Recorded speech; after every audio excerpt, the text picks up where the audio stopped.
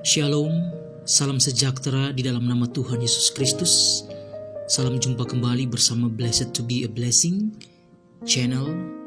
Sharing firman Tuhan diberkati dan menjadi berkat. Bapak Ibu Saudara yang dikasihi oleh Tuhan Yesus Kristus, saat ini kita akan merenungkan satu bagian kebenaran firman Tuhan yang terdapat di Yohanes pasal yang pertama ayat 19 sampai dengan ayat yang ke-23. Kesaksian tentang Yohanes Pembaptis. Dan inilah kesaksian Yohanes ketika orang Yahudi dari Yerusalem mengutus beberapa imam dan orang-orang Lewi kepadanya untuk menanyakan dia, "Siapakah engkau?" Ia mengaku dan tidak berdusta. Katanya, "Aku bukan Mesias." Lalu mereka bertanya kepadanya, "Kalau begitu, siapakah engkau, Elia?" Dan ia menjawab, "Bukan." "Engkaukah nabi yang akan datang?" Dan ia menjawab, "Bukan." Maka kata mereka kepadanya, "Siapakah engkau? Sebab kami harus memberi jawab kepada mereka yang mengutus kami. Apakah katamu tentang dirimu sendiri?" Jawabnya, "Akulah suara yang berseru-seru di padang gurun. Luruskanlah jalan Tuhan, seperti yang telah dikatakan Nabi Yesaya." Saudara-saudara yang dikasihi oleh Tuhan Yesus Kristus, pemahaman akan jati diri itu penting. Siapa kita di hadapan Tuhan? Siapa saya di hadapan Tuhan yang maha kuasa? Siapa saya di hadapan Tuhan yang menciptakan saya, yang menciptakan langit dan bumi, bahkan seisi dunia ini? Siapa saya di hadapan Tuhan yang kekuasaannya tak terbatas, yang melampaui akal budi manusia? Pernahkah hal itu terucap di dalam hati dan pikiran kita?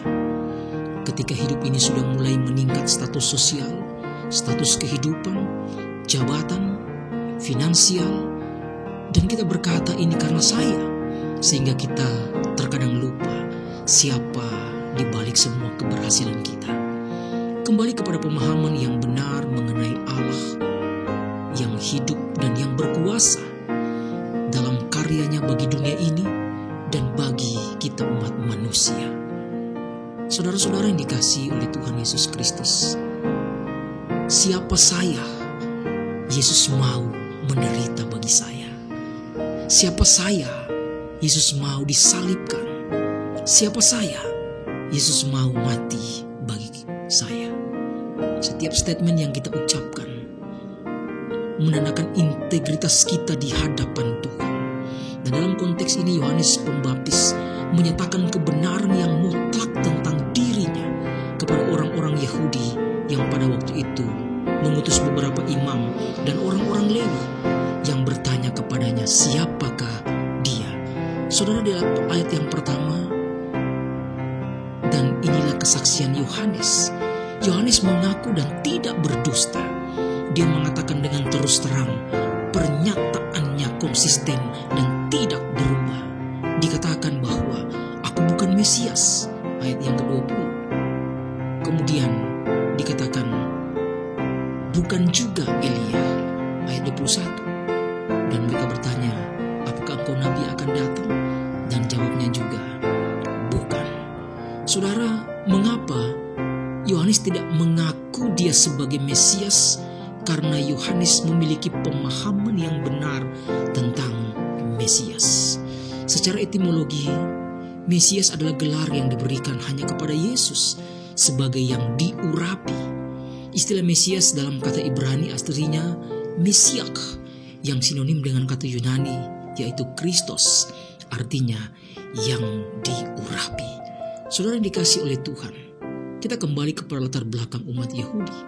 Perhatian orang Yahudi berpusat pada dan akan didirikannya pemerintahan atau kerajaan Allah. Dan pengharapan ini sering dihubungkan dengan datangnya seorang tokoh yang mewakili Allah untuk menjalankan pemerintahannya. Tokoh itu seperti tentunya raja, diurapi oleh Allah dan dari suku Daud. Istilah yang diurapi yang biasanya diterapkan untuk raja, imam, atau nabi pada zaman antara perjanjian dapat digunakan sebagai istilah teknis bagi tokoh yang mewakili Allah yang dinantikan itu. Yohanes tidak berdusta menyebut status dirinya siapa. Dia bukan Mesias atau Raja, atau yang diutus Allah sebagai Raja. Yohanes berkata jujur dan berkata siapa dirinya yang sebenarnya. Saudara, zaman sekarang dalam konteks pelayanan, marilah kita berkata jujur. Siapa kita? Apa adanya kita sesuai dengan porsi yang Tuhan percayakan bagi kita. Jangan terlalu berlebihan mempromosikan diri kita supaya mungkin dihormati, dihargai, disanjung. Tetapi Yohanes berkata dalam ayat 23, akulah orang yang berseru-seru di padang gurun. Saudara, Yohanes dengan rendah hati sadar dan tahu memposisikan dirinya sebagai apa dan siapa dia. Bukan saja di hadapan para imam dan orang Lewi dan di hadapan orang banyak pada saat itu, tetapi juga dia menyatakan statementnya di hadapan Tuhan yang Maha Kuasa.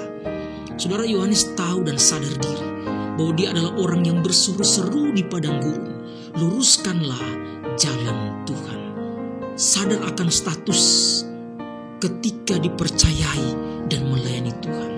Dan kita sebagai orang-orang yang percaya kepada Tuhan, kita harus sadar akan status kita ketika dipercayai untuk melayani Tuhan, ketika menjadi alat Tuhan untuk kerajaannya, ketika menjadi perpanjangan Tuhan untuk menolong sesama.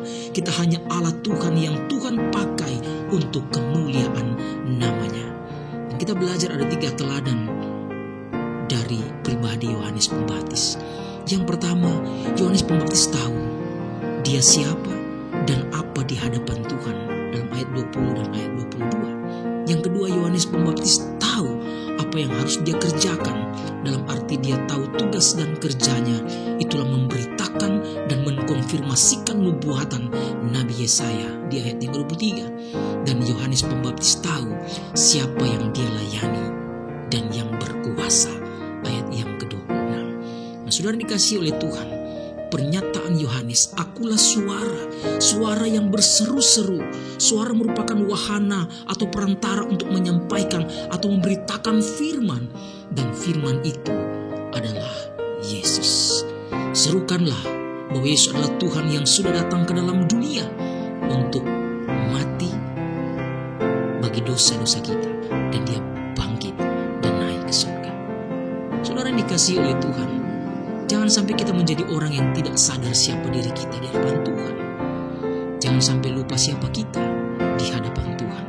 Seorang penulis buku hamba Tuhan, Rick Warren, dalam bukunya The Purpose Driven Life atau kehidupan yang digerakkan oleh tujuan, dia menulis ada beberapa hal. Dikatakan bahwa kita diciptakan untuk melayani Tuhan, kita dibentuk untuk melayani Tuhan, kita dipanggil untuk melayani Tuhan, kita diutus untuk melayani Tuhan, kita diselamatkan untuk melayani Tuhan. Artinya bahwa seluruh eksistensi atau keberadaan hidup kita ini adalah untuk Tuhan. Di segala profesi kita, dalam pekerjaan, bekerjalah untuk melayani Tuhan. Bekerjalah untuk memuliakan nama Tuhan. Mendapat berkat yang cukup, pakailah itu untuk melayani Tuhan. Nah saudara, Yohanes memberi kesaksiannya tentang Yesus. Ayat yang ke-30 dikatakan, ia inilah anak Allah. Berita penginjilannya jelas, tepat dan benar. Bukan hanya pengakuan dan kesaksian tentang dirinya yang jelas, tepat dan benar, tetapi juga berita penginjilannya juga benar, bahwa ada Mesias yang akan datang. Persiapkanlah jalan baginya. Saudara, apa yang diberitakan merupakan isi hati Allah. Bukan status dirinya, bukan pelayanannya, bukan apa yang sudah dibuat olehnya, tetapi tetap konsisten, selalu berpusat kepada Yesus, kepada Sang Mesias yang diurapi datang ke dalam dunia. Saudara, sama seperti Yesus dalam pelayanannya, ketika dia memberitakan kebenaran, dia fokusnya selalu tentang Bapanya dan kerajaan sorga. Saudara-saudara yang dikasihi oleh Tuhan, jika kita terlibat dalam pelayanan atau jika kita terlibat dalam melayani Tuhan, itu artinya Tuhanlah yang melibatkan kita dan akan terlihat dan kita rasakan di dalam hati kita masing-masing. Jangan sampai kita melibatkan diri kita sendiri. Saudara, ada 2 golongan orang yang melayani Tuhan dan ikut Tuhan. Yang pertama, golongan orang yang melibatkan dirinya sendiri. Kemudian yang kedua, golongan orang yang Tuhan libatkan di dalam melayani Tuhan. Saudara, artinya bahwa ikut Tuhan supaya diberkati dan melimpah. Tetapi ikut Tuhan, melayani Tuhan karena Tuhan sudah menyelamatkan kita. Karena kita dipanggil, kita dipilih untuk melayani Tuhan. Saudara, golongan orang yang melibatkan diri sendiri dalam melayani, pasti dalam pikirannya, dalam otaknya, dalam hatinya ada sesuatu yang harus saya dapatkan. Karena sudah melayani Tuhan, artinya ini adalah orang yang tidak sadar siapa dirinya di hadapan Tuhan. Seorang Bapak Gereja Polikarpus, saudara, ia ditikam dan mati sebagai syahid setelah usaha untuk membakarnya hidup-hidup pada tiang pancang dan gagal. Dan dia mati syahid pada umur 87 tahun, sekitar tahun 155 dan 167. Saudara, seorang gubernur Romawi waktu itu berkata kepadanya, "Angkatlah sumpah dan saya akan membebaskanmu." Dikatakan, "Hujatlah Kristus." Tetapi saudara, Bapak Gereja Polikarpus pun berdiri dengan tegar dan mengatakan kalimat yang terakhir yang sangat dikenal. Dikatakan bahwa selama 86 tahun aku telah menjadi pengabdi kepada Kristus dan ia tidak pernah menyakitiku. Bagaimana mungkin aku dapat mencaci maki Rajaku Kristus yang telah menyelamatkanku? Nah, saudara dikasihi oleh Tuhan, di dalam pelayanan, di dalam mengasihi Tuhan, di dalam melakukan pekerjaan-pekerjaan yang sudah Tuhan percayakan bagi kita, apakah ada kekecewaan, putus asa dan lain sebagainya, Tuhan tidak pernah menyakiti kita. Tuhan tidak pernah membohongi kita, tetapi Tuhan selalu menyertai dan terus menyertai kita. Saudara, golongan yang kedua itu golongan orang yang dilibatkan Tuhan dalam pelayanan. Dia akan setia melayani tanpa ada sungut-sungut, tanpa ada komplain, tanpa ada tuntutan. Dia akan melakukannya dengan rendah hati dan sungguh-sungguh karena tujuannya adalah menyenangkan hati Tuhan. Sebagai kesimpulan, kita belajar 3 hal. Yang pertama, kita harus tahu memposisikan diri kita di hadapan Tuhan. Memang kita adalah ciptaan yang mulia, tapi jangan sesuka hati kita. Jangan memperalat statement anak Allah untuk melakukan semua hal semau kita, tetapi tetap dalam kehendak Tuhan. Kedua, kita tahu bahwa apa yang harus kita kerjakan, apa tugas kita, melayani Tuhan dengan profesi kita, tetap memuliakan nama Tuhan dengan apa yang Tuhan percayakan bagi kita. Dan yang ketiga, kita harus tahu siapa yang kita layani. Dia adalah Allah yang berkuasa. Karena itu tunjukkanlah rasa hormat kita kepada Dia. Siapakah kita di hadapan Tuhan? Kita adalah Allah Tuhan, pelayan Tuhan, umat Tuhan yang Tuhan pakai untuk kerajaannya. Biarlah perenungan firman Tuhan ini memberkati kita semua. Bagikan, sharingkan firman ini kepada yang lain. Blessed to be a blessing. Karena kita sudah diberkati, maka kita juga menjadi berkat bagi orang lain. Diberkati untuk menjadi berkat. Shalom, Tuhan Yesus memberkati.